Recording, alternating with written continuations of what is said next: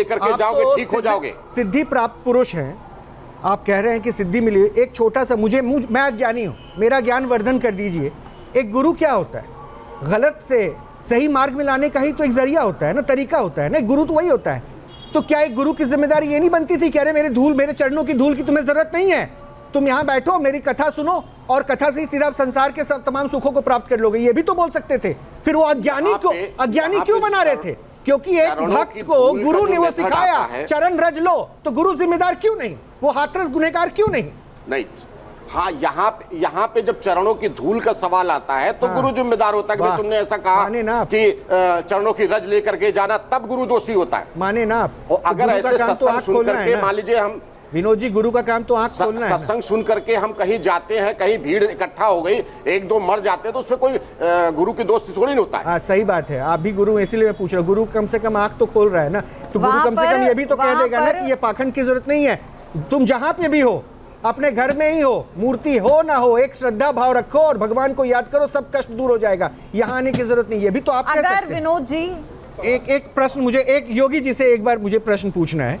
मुझे सिर्फ इतना बता दीजिए, मैं आपने इनकी हर बात से हाँ में हाँ मिलाया, मुझे एक चीज से भी आपत्ति है। क्या गुरु का काम इतना ही होता है? विधि के विधान के भरोसे ही अगर छोड़ देना है? वैष्णो देवी के दर्शन करने आते हैं, खाई में बस गिर गई, ये पता है। लेकिन अगर विधि के विधान पे ही छोड़ना है तो फिर आपका, इनका, हम सब लोगों का क्या जरूरत ही क्या बन गया कि बेमुख के पास क्यों जा रहे हैं? सीधा हम जहाँ बैठे मैं भगवान को याद करूँ ना, और साथ में जिससे ठीक होना होगा विधि के विधान से अपने आप ठीक हो जाएगा। गुरु ऐसे कह देंगे कि जिम्मेदारी नहीं बनती, दवाइयाँ आपकी विभूति की क्या जरूरत है?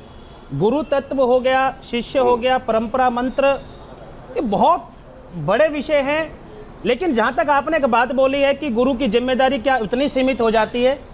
अगर कोई कार्यक्रम करता है, उसकी व्यवस्था करता है, उसका मैनेजमेंट करता है, तो उसकी एक कमेटी होती है, उसका एक मैनेजमेंट होकर बैठकर तय करता है। अगर मैं गुरु गद्दी पर बैठा हूँ, मेरे प्रति किसी की श्रद्धा है और मेरे स्थान पर अगर कोई अकस्मात घटना घट जाती है, तो निश्चित तौर पर वो मैनेजमेंट भी और जो उस गद्दी पर बैठा उसमें प्रश्न चिन्ह तो खड़ा होगा। तो विनोद जी को क्यों नहीं लग रहा? मैं विनोद जी का प्रवक्ता नहीं हूं। विनोद जी जो कर रहे हैं वहां आज नहीं, देखिए जो गलत होता है वो एक्सपोज होता है, आज नहीं होगा तो कल होने वाला है, ये प्रकृति का नियम है।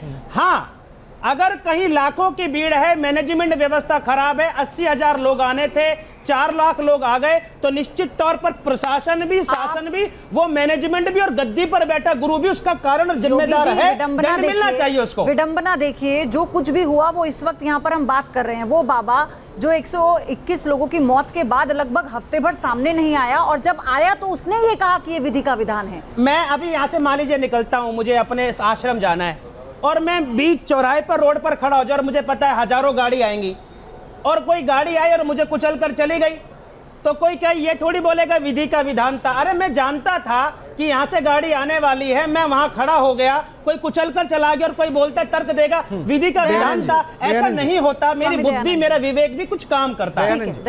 देखिए, मैं आपके न्यूज स्टेशन के माध्यम से पूरे विश्व को संदेश देना चाहता हूँ कि अंगिरा, पुलुस, दधीची, अगस्त, वाल्मीकि, पराशर, गौतम, कपिल, कनादी और मैं कविता भी बोला था उस दिन भी, आज भी बोला हूँ कि बंग में मृदंग पे कुरंग ने उमंग भर बाटे हर कीर्तन का आनंद पार है।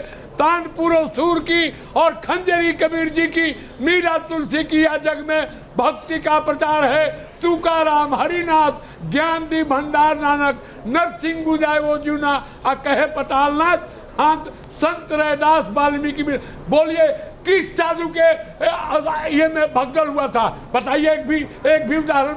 ये कलयुग के ढोंगी संत है, उन्हीं में भगदड़ होगा। ठीक, फिर जाऊंगी प्रभु। मैं आपसे विनोद जी, आपने कहा कि 90% लोग यहाँ पे ठीक हो जाते हैं, हील हो जाते हैं। 90% आपने कहा लोग ठीक हो जाते हैं, हील हो जाते हैं। ये डेटा आप कुछ कोलेट करते हैं, आपके पास ये डेटा कैसे है? एक दूसरा, जब आपने कहा कि 50% जो बाझाएं औरतें होती हैं जिनको बच्चे नहीं होते, वो भी आप ठीक कर लेते हैं, उनको भी 50% को हो जाते हैं। आपको पता है आज की डेट में 100% सक्सेस रेट मेडिकल साइंस कर सकती है थ्रू IVF, थ्रू सरोगेसी।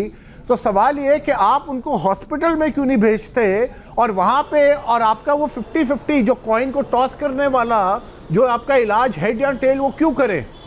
आपने अभी मेडिकल की बात कही, यहाँ पर वही लोग आते हैं जो मेडिकल से परेशान हो चुके हैं। मेरे पास कई ऐसे लोग आए कि मेडिकल से परेशान हो चुके, 2 बार 3 बार टेस्ट ट्यूब भी कराए, तो यहाँ बाबा के चरणों में उन्होंने अर्जी लगाया। अर्जी लगाने के बाद चावल चबाया, भभूति खाया अपना, और फिर उन्होंने टेस्ट ट्यूब भी कराया। 3 बार कराने के बाद बच्चा नहीं हुआ, फिर यहाँ आके उन्होंने अर्जी लगाया, चावल चबाया, और उसके बाद फिर टेस्ट ट्यूब भी कराया। तो बाबा की दया जुड़वा बेटे हुए उनको। अरे आपको शायद मालूम पहले नहीं हुए, हम लोग 3 बार सुन लीजिए, 3 बार उन्होंने कराया। सुन लीजिए विनोद जी, हम लोग अभी भी प्रिमिटिव कंट्री है। डेनमार्क जैसे देशों में आज से 12-12 साल पहले वो पूछते थे आपको लड़का चाहिए लड़की चाहिए, ये तो छोड़िए, वो ये भी पूछते थे कि आपको 4 बच्चे चाहिए, जुड़वा चाहिए, 3 चाहिए, 4 चाहिए, 5 चाहिए। यहाँ तक उन्होंने 8 बच्चे तक एक मदर की वूम में उन्होंने क्रिएट कर दिए। तो ये जो इतने मॉडर्न साइंस के जमाने में जब आप इस तरह की बातें, ठीक है सुनिए विनोद जी, सवाल ये प्रोबेबिलिटी इलाज के सक्सेस होने की कहां ज्यादा है, भक्ति में ज्यादा है कि मेडिकल साइंस में ज्यादा है? सवाल ये है। आप कह रहे हैं भक्ति की सक्सेस रेट होने की ज्यादा है, फिर आप कह रहे हैं कि ये तो डेस्टिनी है। अगर डेस्टिनी है तो आपके पास आने की क्या जरूरत है, क्योंकि जिसका जो हाल होना है वो तो ऊपर वाले और उसके बीच में उसका वो हाल होके रहेगा।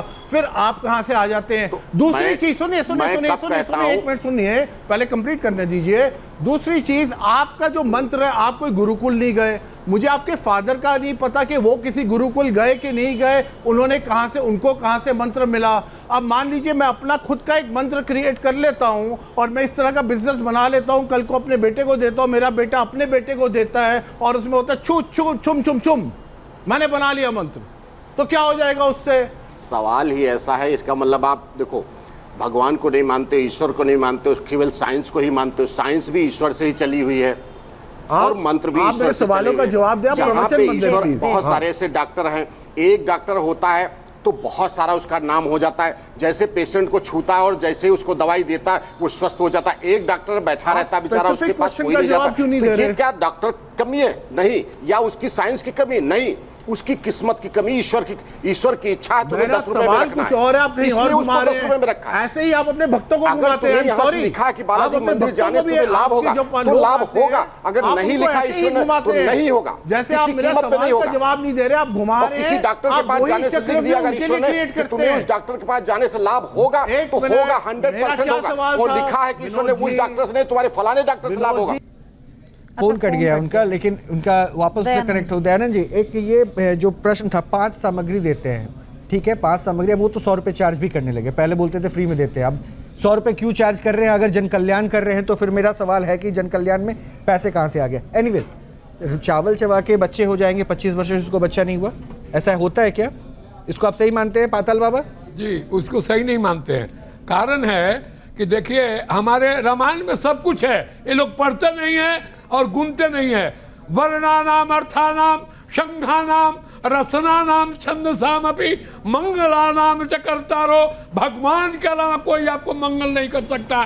हम रास्ता बनाते हैं भगवान का, बाकी बीच में है ये सब पाखंड है। कपिल जी के लोग जो हैं वो तो डॉक्टर को भी भगवान बना देते हैं। वो तो ये कहते हैं कि आप भगवान का ही अवतार हैं। पर आप मुझे तो फिर जो लोग जिनकी समस्या का समाधान हो रहा है और किसी के जरिए हो रहा है, तो लोग तो उसी में ईश्वर ढूंढते हैं। डॉक्टर को तो धरती पे भगवान माना गया है। पर सवाल है, डॉक्टर क्या उनको कहता है हाँ मैं भगवान? ठीक है, ये तर्क नहीं है। बहुत बहुत शुक्रिया वैसे आप सभी का हमसे जुड़ने के लिए, बहुत बहुत शुक्रिया विनोद जी। लेकिन आपके पास भी बहुत सारे प्रश्न थे, उन प्रश्नों पे यहाँ पे डाउट था, इसलिए हमें क्लियर करना है, क्योंकि हम एक लगातार उस मुहिम में जुड़े हैं जहां पर अगर पाखंड किया जा रहा है, भक्ति भाव के साथ खिलवाड़ किया जा रहा है, तो सच को हम सामने लाएंगे। किसी को गुमराह करने का अधिकार किसी के पास नहीं है, और किसी के भी आस्था या विश्वास से हमें कोई परेशानी नहीं है। हम किसी को आहत भी नहीं करना चाहते, लेकिन सच की पड़ताल करना हमारा अधिकार है, हमारी जिम्मेदारी है, वो हम करते रहेंगे। तो इस कवरेज में फिलहाल इतना ही, फिर हाजिर होंगे। और हम लगातार आपसे ये कह रहे हैं कि विश्वास और अंधविश्वास के बीच की जो बारीक लकीर है, उस पर हमें तय करना है कि आप किस ओर हैं। ये आपका विवेक है, आप ही को समझना होगा। बहुत बहुत धन्यवाद एक बार फिर से आप सभी का। बने रहिए न्यूज़ नेशन के साथ।